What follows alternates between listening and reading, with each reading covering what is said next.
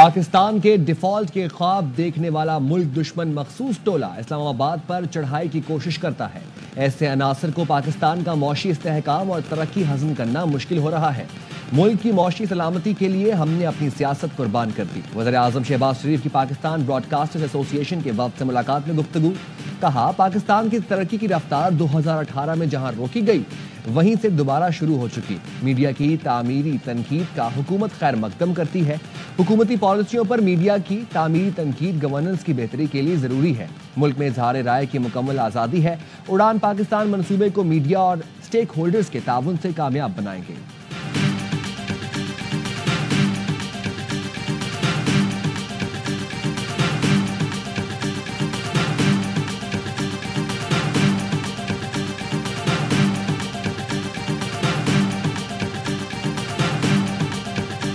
Chief justice और justice Aminuddin Khan जजेस committee का हिस्सा हैं। बादियो नज़र में 2 रुकनी जजेस कमेटी ने जुडिशल ऑर्डर को नज़रअंदाज किया। जजेस कमेटी जुडिशल ऑर्डर नज़रअंदाज करे तो मामला फुल कोर्ट जा सकता है।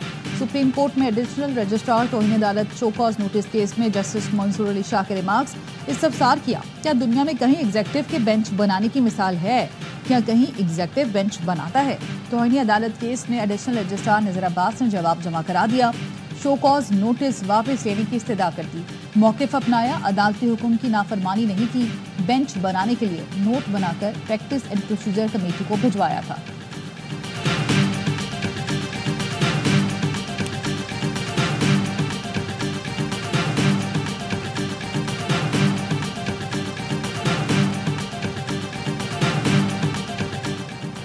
माजी में बेंचों की तश्कील जैसे मामलात पर रूल्स बनाना सुप्रीम कोर्ट का इख्तियार था।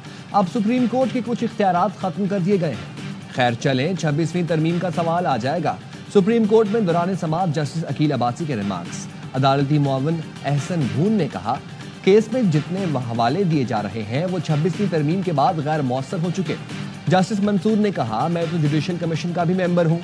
हम जो जजेस नामजद करते हैं उन्हें तो एक ही वोट मिलता है, वो भी हमारा ही होता है। बाकियों को 11-11 वोट पड़ जाते हैं।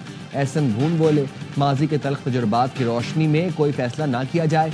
जस्टिस मंसूर ने कहा, अहम तो आईनी बेंच है, हमने क्या करना है, हम तो वैसे ही गपशप कर रहे हैं।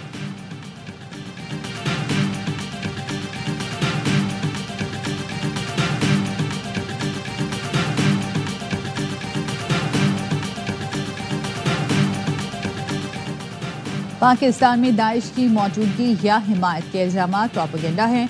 तर्जुमान दफ्तर खारजा ने दाइश के हवाले से अफगानिस्तान के इल्जामात मुस्तरद कर दिए।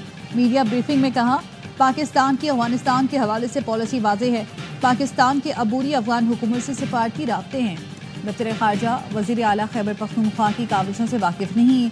अमरीकी हथियारों की वापसी अमरीका और अफगानिस्तान का मामला है। पाकिस्तान भारत के साथ कैदियों का मामला जल्द हल करने के लिए तैयार है। पाकिस्तान मसला कश्मीर को हल करने की हर कोशिश का खैर मकदम करेगा।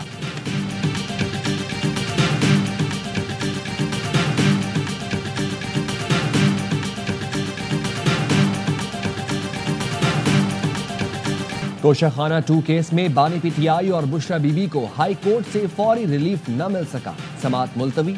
अदालत ने बरियत की दरखास्तों पर एफआईए को नोटिस जारी करते हुए 28 जनवरी तक जवाब तलब कर दिया।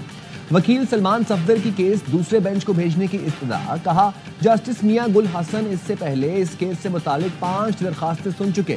मुनासिब होगा ये दरखास्तें उसी अदालत को भेज दी जाएं। जस्टिस राजा इनाम मेमन अमीन मिनहास ने रिमार्क्स दिए, वो जमानत की दरखास्तें थीं, ये अलग मामला है। ये अदालत केस सुनेगी, आप केस के मेरिट्स पर दलाइल दें। तोशाखाना 2 केस की समाअत कुछ देर बाद अडियाला जेल में होगी। स्पेशल जज सेंट्रल शाहरुख अर्जुमंद अडियाला जेल पहुंच गए।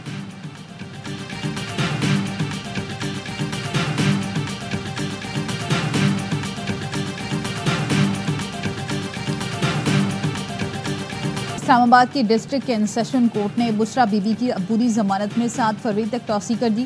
थाना रमना में दर्ज मुकदमे में उन्हें जेल में शामिल तफ्तीश करने की दरख्वास्त पर फैसला महफूज कर लिया।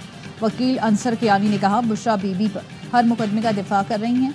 पुलिस जेल में जाकर शामिल तफ्तीश कर ले। प्रोसिक्यूटर ने मौक़िफ़ अपनाया, मुल्ज़िमात शामिल तफ्तीश नहीं हुई हैं, इसलिए जमानत खारिज की जाए।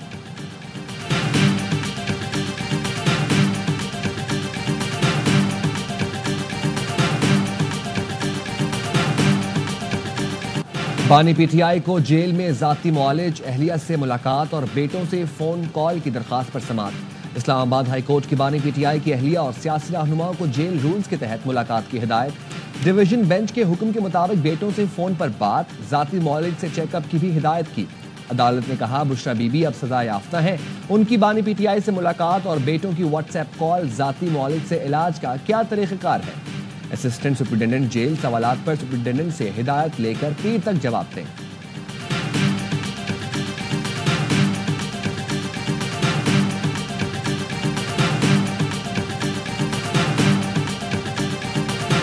का इंतजार करेंगे कि पेशरफ्त क्या हो रही है उस पर कमीशन भी पेशरफ्त होती है तो इंशाल्लाह मीटिंग करेंगे। मतलब सिर्फ एक ही जॉइंट सेशन बुलाया गया था, अप्रैल में बुलाया था और उसके बाद तो जॉइंट सेशन नहीं है। जॉइंट सेशन में तो कभी कॉन्स्टिट्यूशनल अमेंडमेंट जो है उसका अपना तरीक़ाकार है, वो तो जॉइंट सेशन में हो नहीं सकता।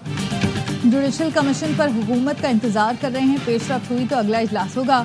चेयरमैन पीटीआई बैरिस्टर गौहर कहते हैं पार्लियामेंट का मुश्तरका इजलास अप्रैल के बाद अब बुलवाया गया। 27वीं आईनी तरमीम मुश्तरका इजलास में नहीं हो सकती, इसके अलग कवायद ज़वाबित होते हैं।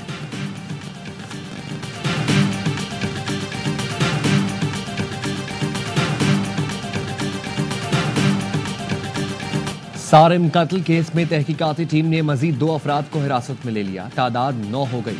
पुलिस का कहना है आज दोनों ज़ेरे हिरासत अफराद से तफ्तीश मुकम्मल कर ली जाएगी, दोनों का ब्लड सैंपल भी भेजा जाएगा। गुज़िश्ता रोज 7 अफराद के डीएनए लिए गए थे, सारिम के वालिद और बेटे का सैंपल भी लिया गया था। डीएनए और फोरेंसिक रिपोर्ट से तफ्तीश आगे बढ़ेगी।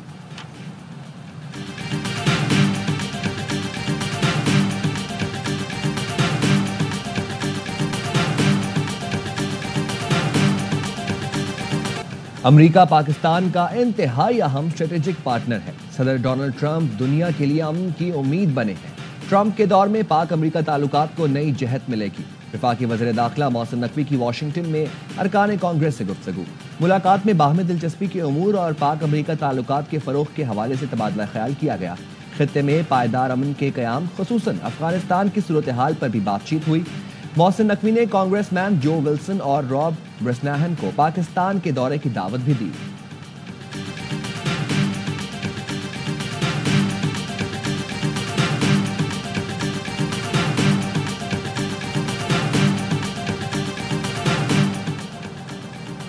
सऊदी वली अहद शहजादा मोहम्मद बिन सलमान का अमरीकी सदर डोनाल्ड ट्रंप को फोन, मनसब संभालने पर मुबारकबाद। कहा सऊदी अरब अमरीका में सरमायाकारी को $600 अरब तक बढ़ाने का ख्वाहा है। सोशल मीडिया पैगाम में अमरीकी सदर ने रूस यूक्रेन जंग बंदी का मुतालबा कर दिया। डील न करने पर रूस पर पाबंदियां लगाने और टैक्स आयद करने की धमकी दे दी। ट्रंप इंतजामिया ने अमरीकी coast guard commander admiral Linda Fagan को बरतरफ कर दिया। ट्रंप ने बाइडेन दौर के कानून को मनसूख करके ट्रांसजेंडर्स के फौज में मुलाजमत पर पाबंदी आयद कर दी।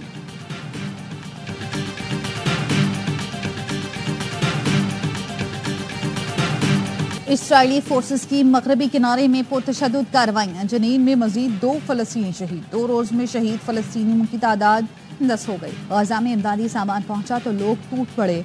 गजा में तबाह हाल इमारतों के मलबे से अब तक 200 लाशें निकाली जा चुकी। मलबा हटाने के लिए हैवी मशीनरी गजा भेजी जा रही है।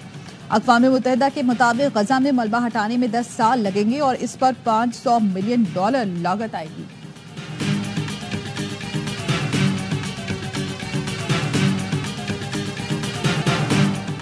और रवा साल पहले पोलियो केस की तस्दीक हो गई। नेशनल इमरजेंसी ऑपरेशन सेंटर का कहना है DI खान में 7 जनवरी को पहला पोलियो केस रिपोर्ट हुआ।